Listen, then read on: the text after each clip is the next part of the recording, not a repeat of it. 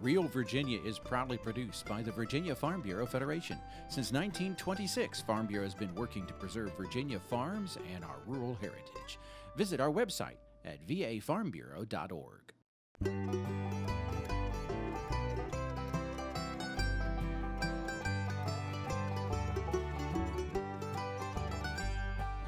Home will always be Virginia, between the Blue Ridge and Chesapeake Bay, Atlantic to Appalachia,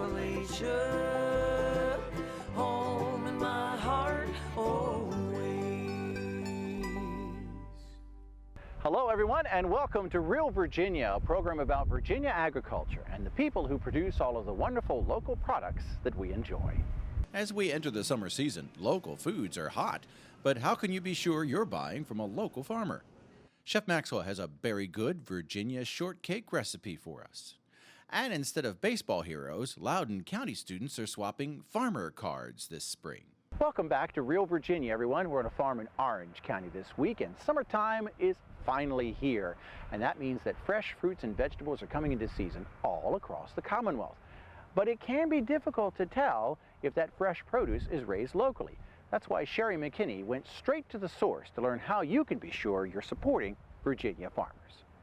You see the ads all the time, locally sourced or locally grown. How can you guarantee that your food isn't raised on the opposite coast? First, you'll need to learn what is grown in Virginia and when. A local farmer's market is always a good bet for fresh local foods. It's an anchor of downtown. Again, 133 years, this market's been providing fresh local produce for the citizens of Roanoke. So this is not a fad market. June 1st through about the middle of August, or maybe toward the end of August. That's going to guarantee you just about anything you're going to want. Fruits, summer apples, peaches, all kinds of produce, squashes, you name it. It's available during about that 60-day period of time. Local foods can be a vague term when it comes to fresh foods. The USDA's 2008 Farm Bill defined local foods as those marketed less than 400 miles away from their origin. The Roanoke City Market prefers its vendors bring foods from within 100-mile radius.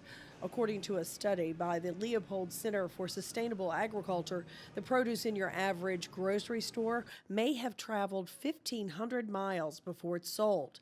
That's often due to consumer demand for out-of-season produce as well as lower cost. But some consumers are demanding more locally sourced food, and some retail outlets have answered the call. Richmond's Tom Leonard's Farmers Market specializes in locally sourced foods whenever available. The key for them is to have a working relationship with the growers. There's no question that the relationships with the growers and the relationships with the farmers are a very, very important part of our business. It means fresher. It means somebody's done a lot of homework in order to get something in that's closer, that's fresher, and that some local farmers have delivered it to the store. And I can't even remember the last time that we signed anything here. It's all done with a handshake or a phone call. What if you aren't sure where your local store gets its produce? Don't be afraid to ask. Marketing experts say an open dialogue between store managers and customers can make a difference. I highly recommend developing a rapport with the vendor that you're dealing with and that you buy your produce from. If you have questions, who better to ask? They know where it was grown, how it was grown. They are the experts. While local foods are easier to find when in season, in the past, you were out of luck if you wanted fresh local produce in the winter. But the push for more local foods has led some farmers to expand greenhouse production year-round to bring the freshness full circle. Here's some local tomatoes behind me that are grown from Dublin, Virginia. And, granted, at different times of the year, there's different products here. And, here's some basil that's local. And, this is a local product from Virginia, and it's terrific. Or, here's some red leaf lettuce that's a local product that's grown in Virginia.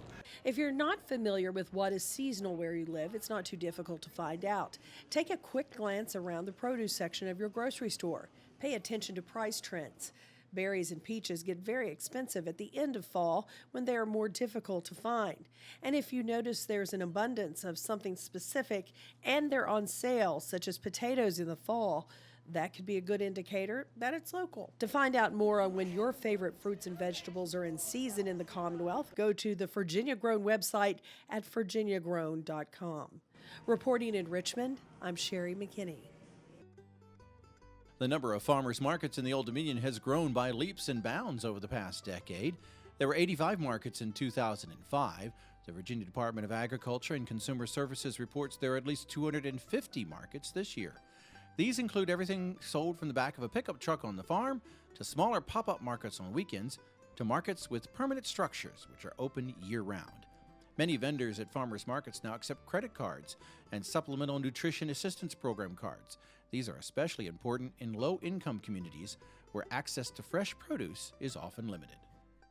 I'm Mark Viet. Coming up on In a Garden, I'm going to talk about a few things you don't want to do. Stay with us.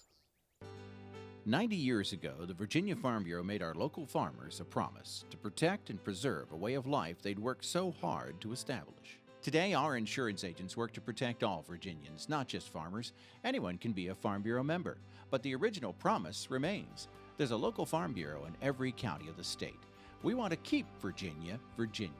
Visit our websites at farmbureauadvantage.com and vafarmbureau.org. Pruning is an important part of every season of the year, and Mark Viet says it's important to know which evergreens you can prune and how in the garden.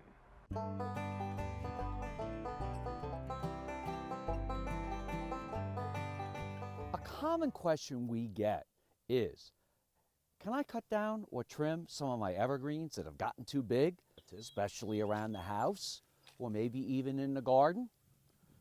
The answer is probably not if they're around the house.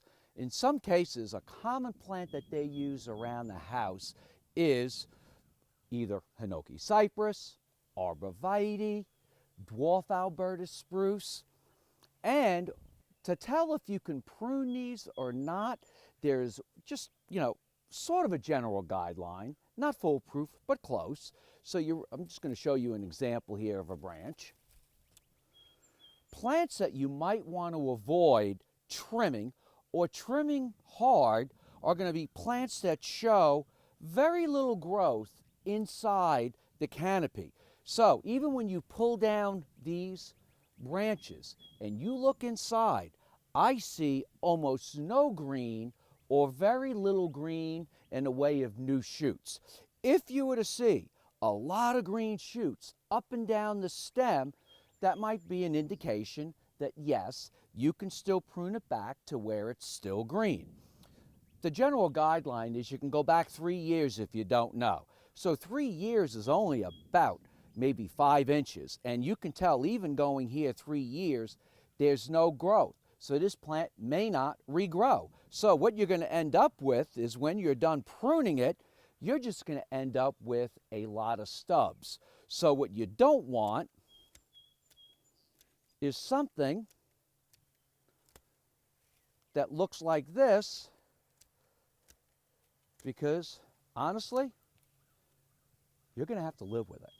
On this beautiful yellow, bright yellow Chamaecyparis, you can see lots of growth sort of around the outer edge. When you peel back some of the edge and look inside, there's very few shoots or very little green growing on the inside. So right away, this should be a sign to you that you might want to prune this, but in a cautionary way. If you look here, there's very little growth inside, and what you don't want to end up with is little stubs. And you can find those. I pruned this out earlier, and maybe 3 years ago, this branch was pruned here, and as you can see, there is no growth. There never will be growth. So it's really important that you pay attention to the way your plants grow. If they're really vigorous and full, that's an indication it can take a little more whacking back. Now, for those of you who do like to work in a garden and are looking for something to do, I've not forgotten about you. This is one of my favorite. It's a rather large growing juniper. It's Juniper hetzi, or the hetzi juniper, and it is one you can cut back pretty hard. So compared to the others, if you look at this, look at all the shoots up and down the stem. So you can cut this way back in here, here, here, or here to get your workout for the day. I'm Mark Viette. Join me next time in the garden. For more garden tips, go to inthegardenradio.com. Chef Maxwell has a recipe tip for fresh Virginia berries and more in the heart of the home. We're Vanderhyde Dairy Incorporated. Me and my parents and my two other brothers own the farm. We farm about 2,000 acres. We currently milk about 1,100 cows 3 times a day. Total animals on the farm are about 2,500. We do a lot of tours here, and we constantly try to educate as much as we can about what we do. I would like the consumer to know how much care goes into the production of each gallon of milk. There's a lot that goes on behind the scenes to ensure the quality of that milk, to ensure that the animals are treated well. I'd rather do this than anything else. I don't even like going on vacation, because why go on vacation when you're already doing something you love? I'm Roy Vanderhyde, a first-generation dairy farmer from Virginia, and I'm dedicated to dairy, my cows, my milk, and my land. Warm weather means berry season is here at last in Virginia, and there are plenty of venues where you can pick your own or purchase it right from the farm. The Census of Agriculture lists 621 farms that raise strawberries, blackberries, raspberries, blueberries, and other small fruits in Virginia. The sale of those fruits generates $4.6 million annually for farmers, as well as countless delicious desserts and homemade jams and jellies. Strawberries are the top sellers every year, but you can find fresh berries all summer in most parts of the state. There are actually more blueberry than strawberry farms, and that fruit is available in July and August. Fresh Virginia berries make a delicious summertime dessert, and Chef John Maxwell has a unique Virginia twist on these tasty treats in the heart of the home. Hi, welcome to Heart of the Home. We're here at Meadow Hall at Meadow Event Park in Doswell, Virginia. And we've got lots of great products from our local farmers, and we're going to have some fun. This recipe is called lemon curd. It's really kind of like a custard, but made with lemon juice instead of milk. So I've got lemon juice, some grated lemon rind, and some sugar in here, along with eggs, right? And a stick of butter that was softened first, right? And I'm just gonna mix this up good. And you can see it's already starting to thicken. Already starting to thicken. Now this will tighten up just like a custard. You put it in the refrigerator and it'll get really thick. And we're going to serve this with something that's one of my favorite foods. This is a variation on a strawberry shortcake. Right? We're going to use good southern biscuits for the base of our shortcake. It's going to take another couple of minutes for this, so what I'm going to do is do this off camera so you don't have to watch me. You don't have to watch eggs thickening on the stove. Well, now this is nice and thick. You can see this is going to be just wonderful on our shortcake here. Right? So we've got fruit, we've got the lemon curd, now we're going to do the biscuits. This is probably more information than you need, but all wheat flours have gluten. And the more gluten in it, the tougher the finished product. So you got bread flour that's high gluten and pastry flour that's low. For this dish, for biscuits, we want something kind of in between, an all-purpose flour. But even all-purpose flours are different. What I've added here is baking powder, baking soda, salt, and some sugar. The recipe is up on the board, so you'll be able to get how much. Now this, if you're making southern biscuits, this is the flour. This is White Lily. It has a protein content of about 8%. Really good stuff. All right, so now first thing is make a well in there, mix all of this stuff up, make a well in there. And I've got some butter that I put in the freezer. All right, and I'm going to instead of cutting it in the way you've been taught by other people, I have a box grater that I also put in the freezer. And now I'm just going to grate this butter down into the flour mix. And I'm going to just go partially through this so you can see what it looks like. You see, this is how this is grated. Now I take a wire whisk instead of a cutter, and I can move this around, and I'm cutting the little bits of butter that's left there into the flour. All right? Now, and this takes a little bit of time, so we're going to take just a little time and do it off camera, and we'll be right back.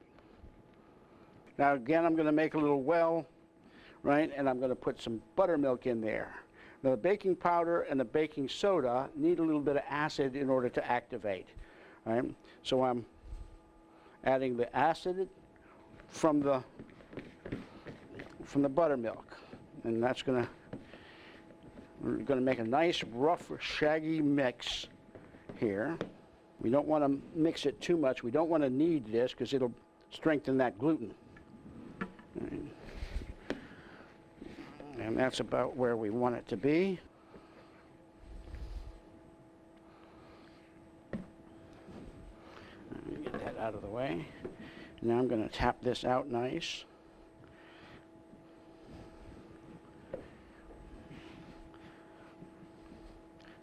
Should be a little shaggy, sort of semi-dry. Now I'm going to cut it with my biscuit cutter. All right. And this is going to go onto this pan so that I can put it into the oven. And these will go in the oven at about 425 degrees for about 20 minutes.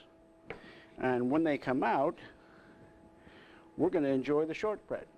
All right, well, we're back, and we've got some wonderful products from our local farmers. It comes to us through Relay Foods, our sponsor for the show. All right, and we're going to put together our little shortbread here, shortcake. I'm going to pop open this biscuit. That's going to go there. I'm going to put another one over here just for some height. All right, now I'm going to put some blackberries on there. All right. Oop. And some strawberries. And some raspberries. You can see how careful I am about placing every one of these berries in a particular place, because berries are unruly. Right, so there we go. So we've got, that's enough. That's enough for me, probably enough for you and a couple of friends. But now we take our curd, and isn't this beautiful? And I'm just going to start here, put a little bit on the plate, and put a little bit more on the fruit. And we've got one delightful dessert, or as I call it, lunch.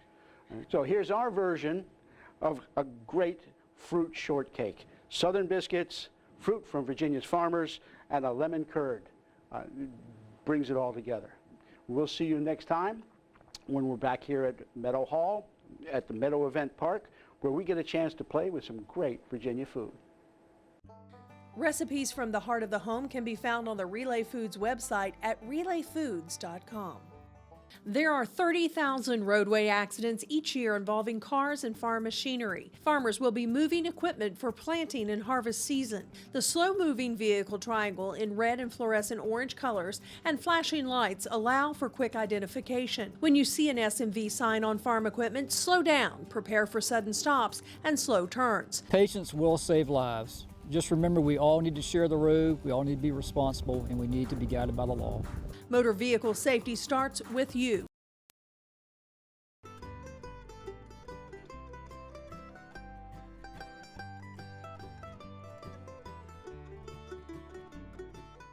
With all the electronic distractions facing today's youth, it can be quite a challenge to reach the next generation.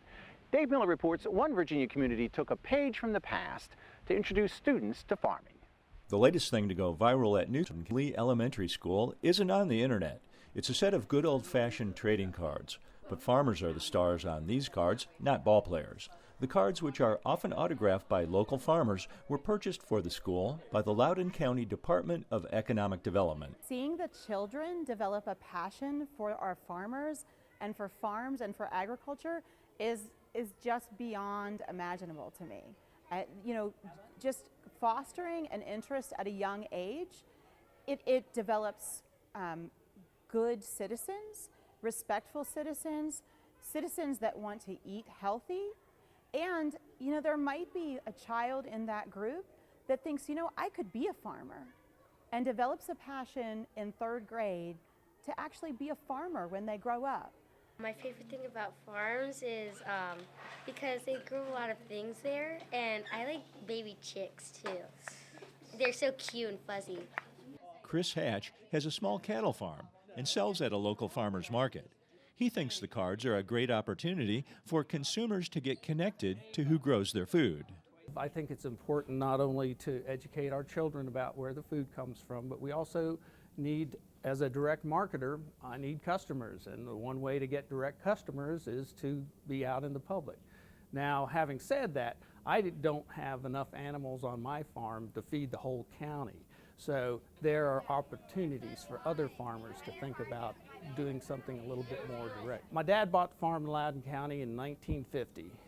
He passed away in 2006, and I want to keep a legacy of farming alive, not only for my family, but other families in the county and throughout the region. When you go to Sandus, you can see how all their plants are growing, and how all their animals and all their chickens and stuff.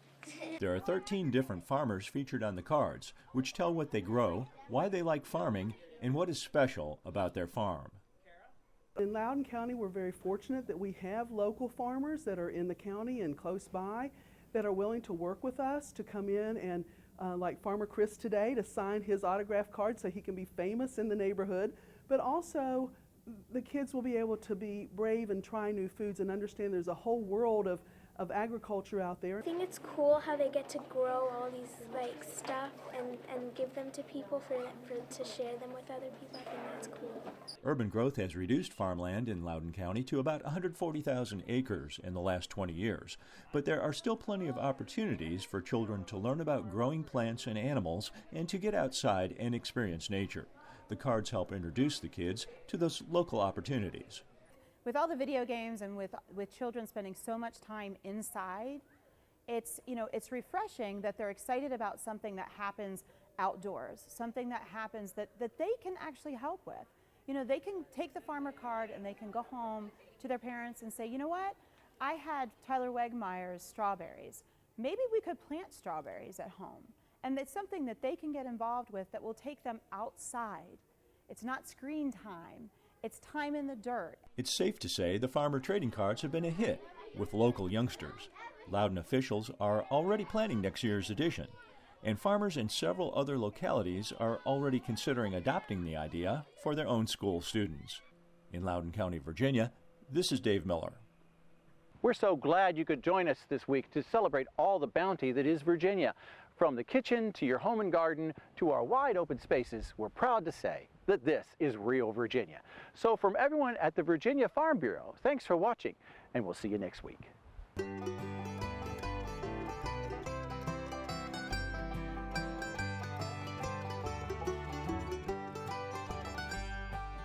Home will always be Virginia, between the Blue Ridge and Chesapeake Bay, Atlantic to Appalachia.